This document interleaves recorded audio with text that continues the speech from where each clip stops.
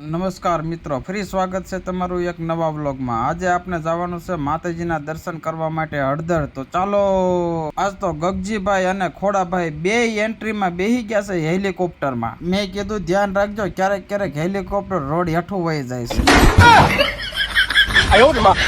પછી તો હેલિકોપ્ટર ઉપડ્યું 1000 ની સ્પીડે, વેરાવળ થઈને પૂગી ગયું સનાળા। સનાળા ગામના કોઈ વિડીયો જોતા હોય તો કોમેન્ટ કરજો। સનાળાથી થોડાક આગળ હાલ્યા કાં તો રંગપર અને પીપળી રોડ વચ્ચે થઈ ગયેલું એક્સિડન્ટ। ગાડી અને ઇકો ગાડીનું જબરજસ્ત એક્સિડન્ટ થઈ ગયેલું। આજુબાજુના ઘણા લોકો ભેગા થઈ ગયા હતા અને એક્સિડન્ટ થઈ ગયેલાની મદદ કરીને હોસ્પિટલ લઈ ગયા હતા। પછી તો અમારે જવાનું હતું માતાજીના દર્શન કરવા, એટલે ત્યાંથી તો અમે નીકળી ગયા। પછી ત્યાંથી હેલિકોપ્ટર ઉપાડ્યું, રંગપર થઈ અને આવી ગયા તુરખા ગામમાં પૂગ્યા કા ગગજીભાઈ તરસ્યા થઈ ગયા। ગગજીભાઈ કે પાણી પીવું પડશે। મેં કીધું હાલો પાઈ દેવી। તુરખાના બસ સ્ટેન્ડ ગાડી ઉભી રાખી અને માણ એક માણ પાણી પી ગયા। બોલો, પછી તો હેલિકોપ્ટર ઉપાડ્યું, ઝરિયાથી શિરવાણિયા થઈને પૂગી ગયા આપણે માતાજીના મઢે હળદર। મઢે પૂગીને કરી લીધા માતાજીના દર્શન કરીને નીકળી ગયા આપણે મોટા બાપુના ઘરે। બધા સાથે મળીને કરી લીધા રામ રામ અને પછી કે તારે અહીં રોકાવાનું છે, બપોરે પરસેદીનું છે। મનમાં થયું હાલો આજ બપોરનું મફતનું થઈ ગયું।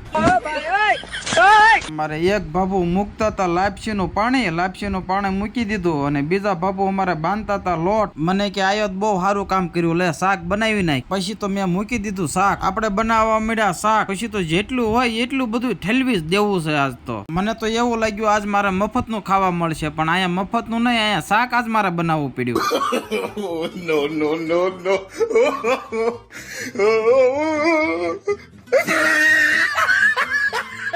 આજ તો જેટલું હતું ને એ બધું શાકમાં નાખી જ દીધું। વારા ફરતી મેળો બધું નાખવા। અમારા ભાવેશભાઈ ને કીધું ધીમે ધીમે તાવી તો ફેરવજો હો, ક્યાંક તપેલા તળિયું ન કાઢી નાખતા। અબે સાલે શાક બની ગયું એટલે બધા બેહી ગયા પરસેદી લેવા માટે। પરસેદી નું તો બાનું હતો, બધા 5-5 થાળી ખાઈ ગયા। બોલો, શાબાશ બેટા, પછી બોલાવી દીધી બધા પરસેદી લેવામાં। બાઘાજી કી પરસેદી લઈને નીકળી ગયા ઘરે આવવા માટે। કેવો લાગ્યો વ્લોગ બધા કોમેન્ટ કરજો, અને હા લાઈક સબસ્ક્રાઇબ કરવાનું ભૂલતા નહીં હો। અને હા, ફરી મળીશું બીજા બ્લોગમાં, ત્યાં સુધી જો બીજા બ્લોગની રાહ। Tata, bye bye.